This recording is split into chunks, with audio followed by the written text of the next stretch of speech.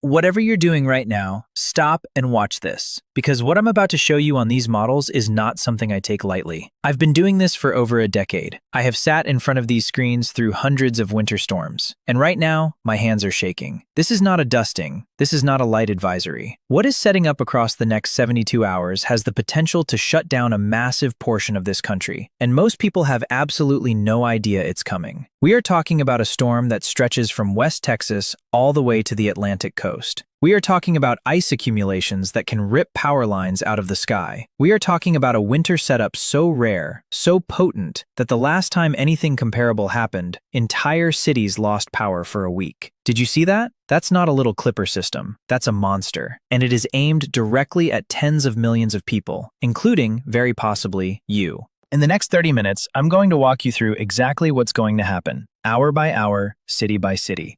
I'm going to show you the science behind why this storm is so dangerous, and I'm going to tell you what you need to do, right now, today, before it's too late to prepare. Stay with me. I promise you, you need every single minute of this video. Let me explain to you exactly why this storm is different, because I know some of you have seen dramatic weather videos before. You've been told, big storm coming, and then got 2 inches and moved on with your life. This is not that. And I need you to understand the meteorology so you understand why. It starts up here, Canada. A high-pressure system is exploding out of the Canadian plains. And when I say exploding, I mean we are talking about a surface pressure reading of 1,054 millibars. For context, anything above 1,030 is considered a powerful Arctic high. This thing is off the charts. It is essentially a giant atmospheric fist slamming southward, squeezing some of the coldest air on Earth deep into the United States. Wind chills in the northern plains. We're talking 60 degrees below zero. That is not a typo. That is not an error on the model. 60 below zero wind chill. Exposed skin freezes in under 5 minutes at those temperatures. This air will kill you if you are not protected. But here's where it's complicated.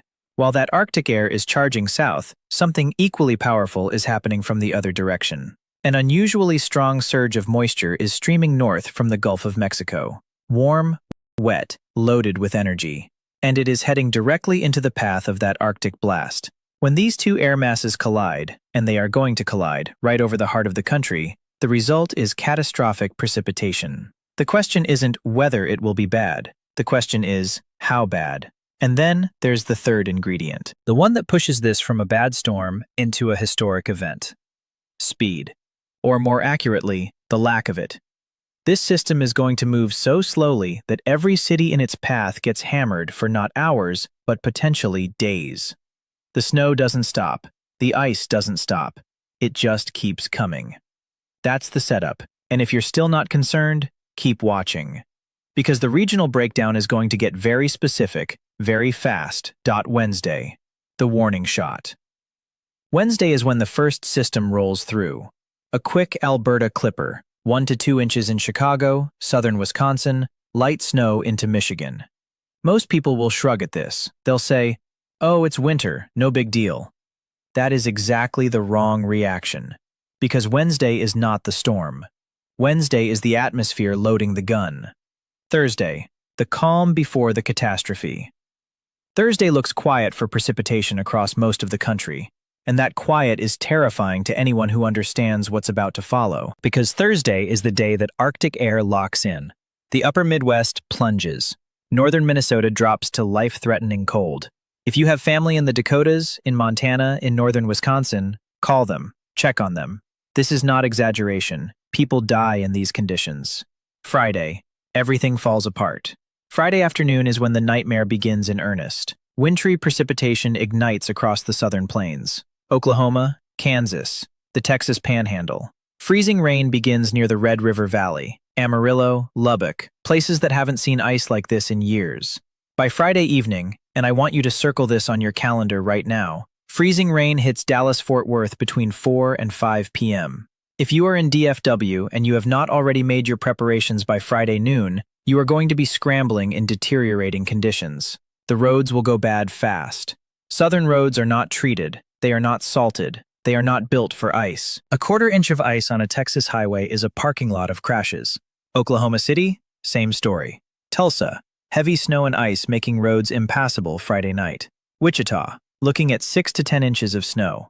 And Kansas City sits right on that brutal line between a snowstorm and an ice storm, where one slight shift in the track means the difference between shoveling and losing power for 3 days. Saturday, the Southeast gets buried. Little Rock, Memphis, Jackson, Mississippi, Birmingham, Nashville. These cities are looking at potentially historic winter weather events. Little Rock could see snow accumulations of 6 to 12 inches before a changeover to freezing rain. That changeover is the most dangerous moment, because when freezing rain follows heavy snow, the weight on power lines, on trees, on infrastructure becomes catastrophic. Lines snap, trees fall, neighborhoods go dark. Nashville, 4 to 8 inches of snow across the weekend. For the Carolinas, the models right now are showing something that makes my stomach drop. Charlotte, potentially 6 to 12 inches. Raleigh-Durham, potentially 8 to 12 inches. Greensboro, Winston-Salem, some model runs are showing over a foot. 1 foot of snow in the Carolinas. Let that sink in. Virginia and the Mid-Atlantic. Richmond, 6 to 10 inches possible. Washington, D.C., sitting right on that critical gradient.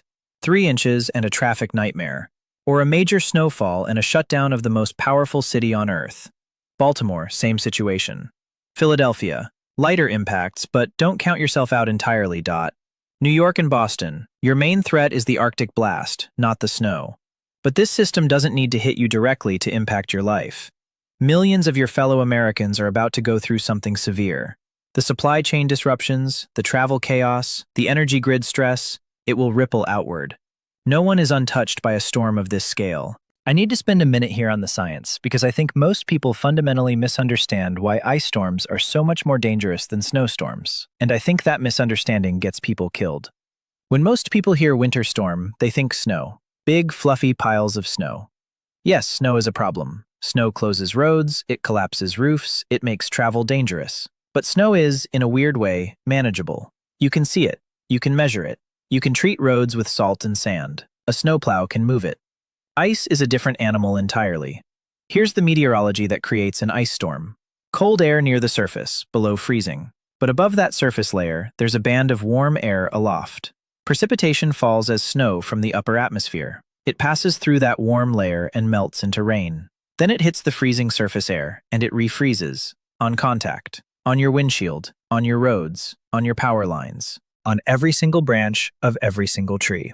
It only takes 1/10 of an inch of ice to create treacherous road conditions. 1/4 inch and tree branches start cracking. 1/2 inch and we are talking about widespread catastrophic power outages. The weight of ice on a power line becomes so extreme that the line fails. Poles snap. Transformers explode. And in the Southeast, which doesn't have the buried infrastructure of northern cities, the damage can be overwhelming. The 2021 ice storm that hit Texas was a wake-up call. But I'm not sure enough people actually woke up. What we're looking at right now has the potential to be in that conversation. And cold air damming along the Appalachians means places like South Carolina, Georgia, and western North Carolina could see some of the most severe ice accumulations in this entire system. Now add this. After one of the warmest starts to winter on record, the trees still have residual moisture. The leaves are slow to drop in some areas. That means more surface area for ice to cling to, more weight per branch, more risk of catastrophic failure.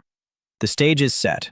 All right, here's the part of the video where I stop being a meteorologist and start being someone who genuinely cares about your survival. Because preparation is the only variable you can actually control.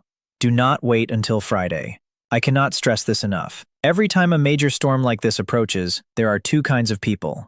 The people who prepared Tuesday and Wednesday. They ride it out fine. Maybe a little cabin fever, but they're warm, they have food, they have light.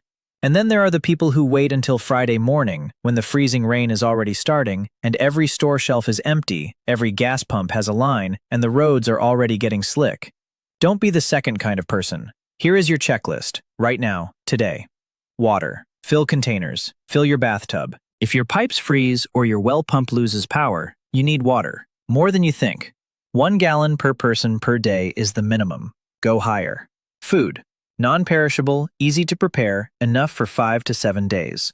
If this forecast verifies at the high end, some areas could genuinely be looking at a week of difficult conditions. Peanut butter, canned goods, crackers, protein bars. Things that don't require heat to eat. Power backup. Charge your devices now. Get a battery pack if you don't have one. If you have a generator, test it, fuel it, and review carbon monoxide safety. Generators kill people every year because they get run indoors during storms. Never run a generator inside a closed space. Heat. This is the big one, especially in the South where homes are not built for extreme cold. Have extra blankets. Know where your emergency heat sources are. If your power goes out at 15 degrees, you need a plan that doesn't involve hoping the power comes back quickly. Layer up. Identify a warming shelter in your area before you need one. Your car. If you have to travel, and I'm begging you, if you can avoid travel Friday through Sunday, please do. If you have to travel, your car needs an emergency kit.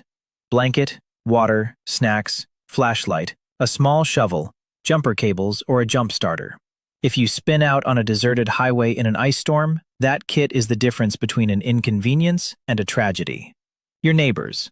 Check on elderly neighbors. Check on anyone who lives alone. This storm is going to hit the most vulnerable people the hardest. The people who can't drive to the store. The people who lose heat and don't have anywhere to go. Be that person who shows up for them before it gets bad. I want to close with something that I think about every time a setup like this develops. We live in an era of information overload. Every week there's a new "Storm of the Century" headline. Every weather channel has breaking news graphics. And I understand that people have developed a skepticism, a kind of emotional armor against dramatic forecasts. I want to tell you something directly. I am not crying wolf here. The models have been extraordinarily consistent on this setup. The European and the American models are converging. The pattern has deep atmospheric support. The cold is real, the moisture is real, and the timing alignment is as close to worst case as I've seen in years. This is a 5-year event minimum, possibly a 10-year event for some of the areas I mentioned. And here's the thing about rare events. By definition, most people alive today have never experienced them. If you grew up in Charlotte or Nashville or Jackson, Mississippi, you may never have seen what a serious ice storm actually looks like at its worst. You don't have the lived experience to calibrate against. That's not a character flaw. It's just a gap in experience. My job is to fill that gap before it becomes a crisis. There is also one more thing I want to mention, and this is something the casual forecasts won't tell you. This might not be the only storm. The pattern we've entered is one of the most favorable for repeated winter events in years. The long-range models are already flagging another potential significant system in the final days of January, rolling into early February.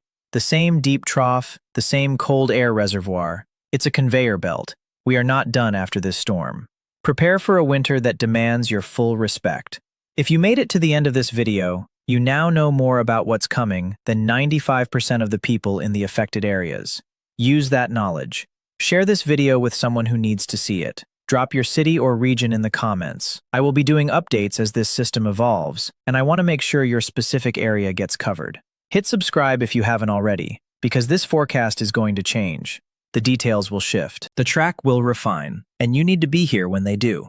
The bottom line? Take this seriously. Prepare today, not Thursday, today. I'll see you in the next update. Stay safe, stay warm, and take care of the people around you.